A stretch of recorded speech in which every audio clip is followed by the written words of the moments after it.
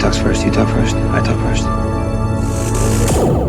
Welcome back, everybody, to the Han Talks First channel, a Star Wars show made by Star Wars fans for Star Wars fans just like you. And today we're talking about the making of George Lucas's Star Wars and how it became the story we know and love today. You won't believe some of these early concepts and drama that went into the making of this movie. And spoiler warning, if you haven't seen Star Wars A New Hope, although it's been like 100 years, so unless you've been trapped in a holding cell on the Death Star, or you were just born yesterday, you got nothing to worry about. Let's get into it. In order to start, we have to go all the way back in time, a long time ago, in our galaxy, not so far away. All the way back to January of 1973, where George Lucas first sat down with a pad of paper and a pencil and began writing his space opera. And honestly, the early results were not very encouraging.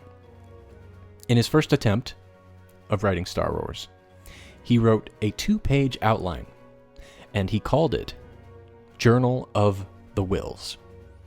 And the opening text went like this.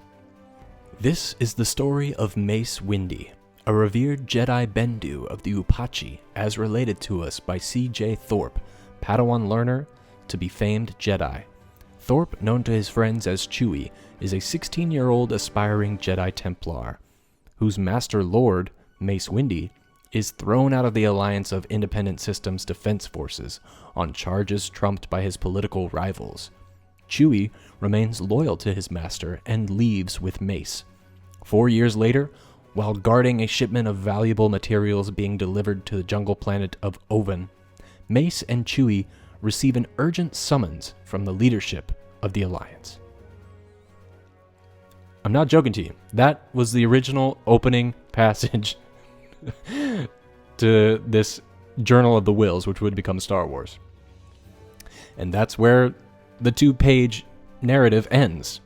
Now, that's a very condensed version, but this obviously was unfinished. And for those of us familiar with the universe that George Lucas created later on, we know that this scenario makes some degree of sense, considering we do know one of the characters, Mace Windu, actually became Mace Windu in the prequels. And Chewie is not a 16-year-old aspiring Jedi Templar, or Jedi as we know them now.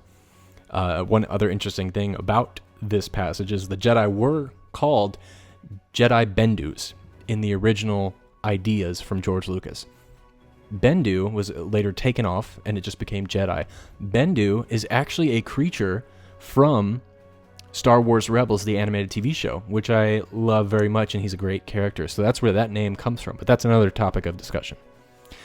So no one who read this Journal of the Whills in 1973 could make any sense of what George Lucas was trying to get across. The only reason that this movie got a developmental deal was because of the success of his most recent film, American Graffiti.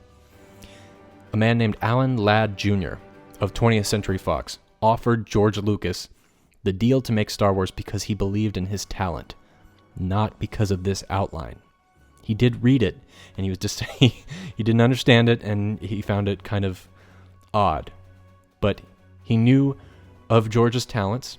He loved American Graffiti, so he wanted to put it to the test and see what this guy could do. But it wasn't just Alan Ladd. Even George himself was unsure of where this project that would become known as Star Wars was going to go. A quote here says from him, "It was a good idea in search of a good story." He has said on multiple occasions that he was deeply insecure about his ability to write a screenplay. And the previous two that he had done before, American Graffiti and THX 1138, he had to bring in 2 other screenwriters to come in and help him clean up the muck. And eventually, he would bring in those same writers, Gloria Katz and Willard Yuck, to come in and polish the dialogue for Star Wars. However, they couldn't find a way to delegate the bulk of this writing and understand it. And they couldn't understand George's vision for Star Wars. So, George Lucas had to do it all by himself. George Lucas himself didn't fully understand the story. It only came through continual writing and rewriting over the course of 3 years and 5 different drafts, along with an initial treatment, several summaries, and other documents, that he finally figured out what this story was going to be. So let's talk about some of those early drafts of Star Wars. After he discarded his 2-page outline of Journal of the Whills, and he started over virtually from scratch, he spent 2 years developing many elements such as plot, characters, settings, backstory ideas, but he had a lot of difficulty assembling them into a coherent shape. And we now know that because he couldn't come up with a short version of the story to fit his entire epic space opera saga, he only took a slice of that huge story to make Episode 4, A New Hope, as the first standalone movie of Star Wars. A few of the main familiar elements that stuck with Star Wars from the very first draft was the opening crawl, which the serial-like rolling summary of the backstory at the beginning of the film that we all love and we familiarize with Star Wars. And the other familiar element that stuck from the very first draft was the squabbling robots R2-D2 and C-3PO. Okay, so now I'm going to read you a summarized version of what the original first draft was of this script. So it says here, in this version, the Jedi Bendu, formerly the Guardians of the Galactic Empire, are a near-extinct society of warriors who were hunted down by the Black Knights of the Sith, a rival sect that overthrew the kindly old Emperor and installed the evil new Emperor. This story centers on an 18-year-old Anakin Starkiller, whose father Kain is a Jedi in hiding in the remote Kessel system. The Starkillers are forced into action when a Sith assassin arrives, and during an attempt on Kain's life, murders Anakin's 10-year-old brother Deke. The remaining Starkillers return to their home planet of Akile, where Anakin becomes the Padawan learner of a famed warrior, General Luke Skywalker, a man in his 60s. But soon, Akile is attacked by the Emperor's new space fortress, the Death Star, and its king is killed. Skywalker and Anakin are assigned to effect the escape of the rightful heir to the Akilian throne, 14-year-old Princess Leia. They are accompanied by a pair of robots, R2-D2 and C-3PO, and soon joined by Kane's old friend Han Solo, an alien whose appearance recalls the creature from the Black Lagoon. Okay, so that is just the opening, a summarized version of the opening of this original script. And in this, we learned that Luke Skywalker was actually originally what would become Obi-Wan of A New Hope. And Luke Skywalker trains Anakin Skywalker. That's really weird to say now, considering that of the story we currently have in existence, and that they're blood related. It's just really interesting to hear. Also, in this original draft, Anakin falls in love with Princess Leia, which is also weird to say, considering that's his daughter in the real world.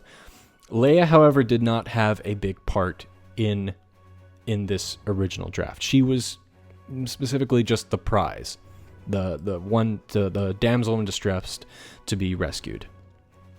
Now, a lot of this story is taken from an old Japanese movie called The Hidden Fortress. I know a lot of you Star Wars fans out there know that it was heavily influential in the making of Star Wars. But at this stage of writing, George Lucas practically remade the entire movie of The Hidden Fortress into his universe. And it went so far as it got to the point where George Lucas actually tried to buy the rights to the Hidden Fortress movie from Toho Studios in Japan. And he also toyed with the idea of making it a sequel or just a plain remake. And it also went so far as to him wanting to cast in his movie Toshiro Mifune as Luke Skywalker. Now, Toshiro played General Rakuroda Makabe. I'm sorry if I mispronounced that, but played an original character in The Hidden Fortress. So basically, George Lucas was literally just trying to remake The Hidden Fortress. It wasn't so much of an inspiration at this point, but rather he was debating on, possibly making an Americanized version of this story. Later he selected that Obi-Wan would be Alec Guinness. But he did originally asked Toshiro if he wanted to play Obi-Wan Kenobi. He challenged to try and get him to be in the film after later completing all the other drafts. He really wanted him to be in it, regardless if it was a remake of The Hidden Fortress or not. However, Toshiro declined. I'm unable to find any reasons why or quotes from him regarding this, but he did tell George Lucas no. George Lucas, I do have a quote from him saying that if he had gotten he says, if I'd gotten Mifrune, Toshiro, if I'd gotten Mifrune, I would have used a Japanese princess, and then I would have probably cast a black Han Solo. I understand why he would want to use a Japanese princess. I don't really understand where the black Han Solo comes from. I think maybe he just wanted to have a very diverse movie, and also having a black Han Solo would have to do with another character from another one of Akira Kurosawa's films. So maybe it's just a reference point at that point, but that it's weird that, you know, we almost got a completely different person as Obi-Wan Kenobi and not Alec Guinness, which I'll actually be doing another episode on that story in the future, because it's also a very interesting story and not just so straightforward as him asking Alec Guinness and Alec being like, hell yeah. Another fun fact about the casting was in regards to Princess Leia was Jodie Foster was actually given serious consideration as Princess Leia. So far as she actually screen tested for the role, and George Lucas wanted her. Now, the only reason she wasn't hired was because she was 13 years old, and at that time, casting a minor would introduce a lot of restrictions on the shooting schedule, more than we have today, actually, which is kind of weird if you ask me, but yeah, so that's why we didn't get Jodie Foster. I'm so glad we got Carrie. But again, I'll be doing a whole nother episode all about casting in the future. This is just a little taste, so you can get an idea of where these drafts came from and why he was in the mindset of, where Star Wars was to be. Well, that's it for today, everybody. This was part 1 of The Making of A New Hope. Come back tomorrow or check the link below to see part 2, where we dive deeper into the second draft and more of the behind the scenes. Now, if you want to see the full episode now, you can listen to it on the podcast, also linked below. If you enjoyed this video, please give it a like and let me know your thoughts in the comments below. I hope you enjoyed it today and enjoyed some of the behind the scenes photos. Maybe you learned something. Subscribe if you haven't yet, and somehow, someway, somewhere this week, may the Force be with you.